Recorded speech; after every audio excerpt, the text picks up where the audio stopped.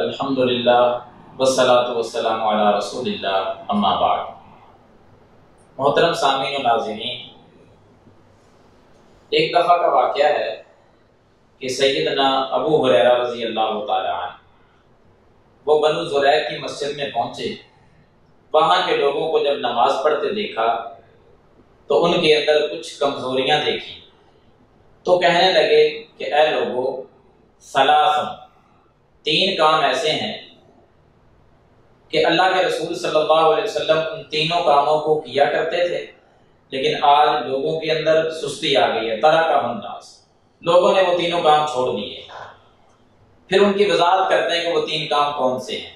Number ایک، سیدنا ابو ہریرہ رضی اللہ عنہ فرماتے ہیں کہ کان یرفع یدیہ فی الصلاۃ مدا، کہ محبوب کائنات صلی اللہ علیہ وسلم نماز کے اندر رفع الیدین کیا کرتے تھے تو ہاتھوں کو اچھی طرح کھول کر رفع الیدین کیا کرتے تھے، جھٹکے کے ساتھ نہیں بلکہ تھوڑا سا ٹھہراؤ پیدا کر کے، بالکل ہاتھ سیدھے کر کے، مدن لمبے ہاتھ کر کے رفع الیدین کیا کرتے تھے۔ نمبر دو، فرمایا جب قرات کرنے سے پہلے اور تکبیر تحریمہ کے بعد اس وقت میں اللہ کے رسول صلی اللہ علیہ وسلم تھوڑا سا خاموش رہ کر سجدہ کیا کرتے تھے۔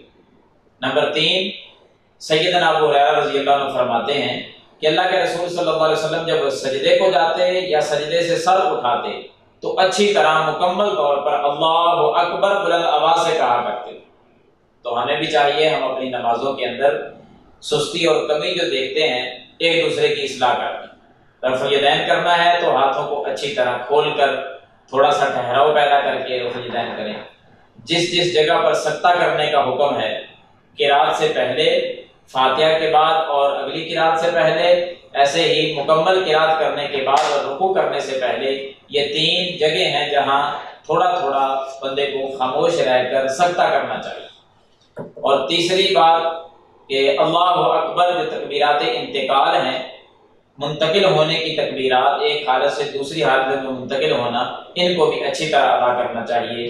کہیں ایسا نہ ہو کہ ان کے اندر بھی کمی آ جائے اور ہماری نماز کے اندر سستی رہ جائے۔ اور سیدنا ابو ہریرہ رضی اللہ تعالیٰ عنہ کا یہ عظیم طریقہ اور عظیم سنت ہے کہ جب کسی کی نماز کے اندر تم کمی دیکھتے ہو تو اس کو روک کر اچھے انداز میں اس کو سمجھا دو کہ سنت طریقہ یہ ہے۔ اللہ تعالیٰ مجھے اور آپ کو عمل کرنے کی توفیق عطا فرمائے۔